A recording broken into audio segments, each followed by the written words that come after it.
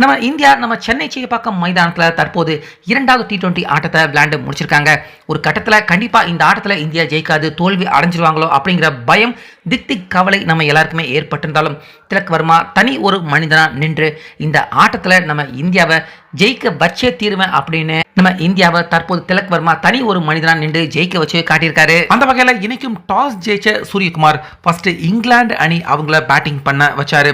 அதில் ஓப்பனர்களான salt Duckett ரெண்டு பேருமே சொதப்பலான ரன்னுக்கே அவுட் ஆகி பவர் பிளே முடியறதுக்குள்ளேயே நிறைய கட்டிட்டாங்க. ஆனால் ஜாஷ் பட்லர் ஃபர்ஸ்ட் ஆட்டம் போலவே நிதானமாக விளையாண்டு இங்கிலாந்து அணியின் ஸ்கோரை உயர்த்திக்கிட்டே போனார்.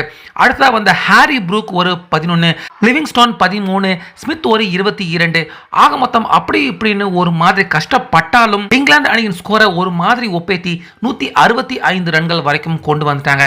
இதில் நம்ம வருண் சக்கரவர்த்தி அவர் ஒரு 2 விக்கெட், அக்ஷர் பட்டேல் அவர் ஒரு 2 விக்கெட் வீழ்த்த கடைசியா 166 ரன்னை நம்ம இந்தியாவுக்கு வெற்றியின் டார்கெட்டாக நிர்ணயிச்சாங்க. ஸோ ஓப்பனர்களாக வந்த அபிஷேக் சர்மா, சஞ்சு சாம்சன் ரெண்டு பேருமே பொழந்து கட்ட போறாங்க அப்படின்னு பார்த்தா சஞ்சு சாம்சன் ஒரு 5, அபிஷேக் சர்மா 12, பின்னாடியே வந்த சூரியகுமார் யாதவ் அவரும் ஒரு 12 ரன்னுக்கு அவுட் ஆக நம்ம இந்தியா மிகப்பெரிய நெருக்கடிக்கு தள்ளப்பட்டிருந்தது.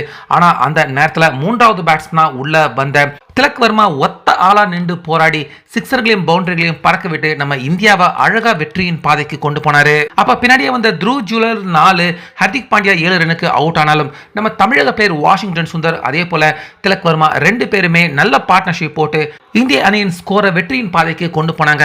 ஆனா திடீர்னு வாஷிங்டன் சுந்தர் அவருடைய விக்கெட்டை 26 ரன்னுக்கு அவர் இழக்க ஒத்த ஆளா நின்று போராடி திலக் வர்மா நம்ம இந்தியாவை நான் ஜெயிக்க வைக்கிறேன்டா அப்படின்னு வெற்றி பாதைக்கு கொண்டு போனாரு.